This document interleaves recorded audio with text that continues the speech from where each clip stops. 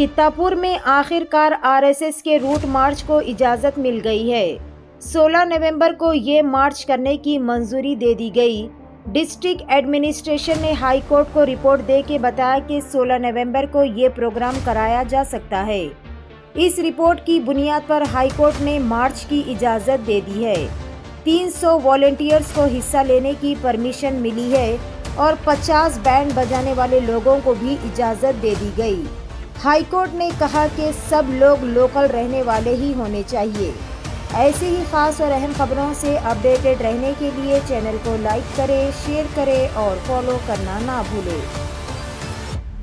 ಕೋರ್ಟ್ನಲ್ಲಿ ವಾದನೆ ಮಾಡಿದಂಥ ಹಿರಿಯ ವಕೀಲರಾದಂಥ ಅರುಣ್ ಶಾಮ್ಜಿ ಅವರು ತಮ್ಮ ಮುಂದೆ ಇಟ್ಟಿದ್ದಾರೆ. ನಾವೇನು ಸಂಚಲನ 19ನೇ ತಾರೀಕಿಗೆ ಮಾಡಬೇಕಂತ ಚಿತ್ತಾಪುರದಲ್ಲಿ ಹೊರಟಿದ್ದೀವಿ.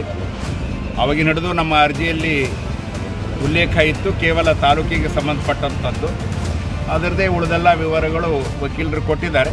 ಅದೇ ರೀತಿ ಇವತ್ತು ಜಿಲ್ಲಾ ಆಡಳಿತ ನಮಗೆ 16ನೇ ತಾರೀಕಿಗೆ ಮಧ್ಯಾಹ್ನ 2:30ರಿಂದ 5:30ವರೆಗೆ 5:45ರವರೆಗೆ ನಡೀಲಿಕ್ಕೆ ನಮಗೆ ಅನುಮತಿ ಕೊಟ್ಟಿದೆ.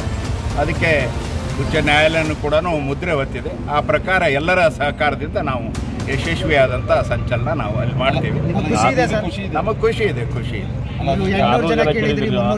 ಹೇಳಿದ್ದೀವಿ, ಆದರೆ ಈ ಕೊಟ್ಟಂಥದ್ದಕ್ಕೂ ಕೂಡ ಖುಷಿ ಇದೆ ನಮಗೆ. ಅದರಲ್ಲಿ ವಕೀಲರು ಹೇಳಿದಂಥದ್ದು ವಿಚಾರಣೆನೇ ಹೇಳ್ಬೋದು ನಾವು ಅಷ್ಟೇ. ಇವ್ಯಾವುದು ಕೋರ್ಟಿನ ವ್ಯಾಪ್ತಿಗೆ ಯಾವ ವಿಷಯ ಬಂದಿಲ್ಲ. ಹೀಗಾಗಿ ಜಿಲ್ಲಾ ಆಡಳಿತ ಅದನ್ನು ನೋಡಿಕೊಳ್ತದೆ. ನಮಗೆ ಸಂಚಲನ ಮಾಡೋ ದೃಷ್ಟಿಯಿಂದ ಅವರೇನು ಅನುಮತಿ ಕೊಟ್ಟಿದ್ದಾರೆ ಅದೇ ರೀತಿ ಬೇಕಾಗುವಂಥ ಎಲ್ಲ ಭದ್ರತೆ, ರಕ್ಷಣೆ, ಗೌರವ ಎಲ್ಲವೂ ಕೊಡ್ತದೆ ಅಂತ ನಮಗೆ ವಿಶ್ವಾಸ ಇದೆ. ಅಲ್ಲಿವರೆಗೂ 300 ಜನರ ಲಿಸ್ಟು ಅಲ್ಲಿ ಸಂಚಲನಕ್ಕಿಂತ ಮುಂಚೆ ಅವ್ರು ಕೇಳಿದ ತಕ್ಷಣ ಕೊಟ್ಬಿಡ್ತೀವಿ ನಾವು. ಹಾಂ, ಅದು ಕೇಳಿದ್ರೆ ಅದಕ್ಕೇನಂಥದ್ದೇನು ಕೇಳಿಲ್ಲ ಅವರು, ಕೇಳಿದಾಗ ನಾವು ಕೊಟ್ಬಿಡ್ತೀವಿ.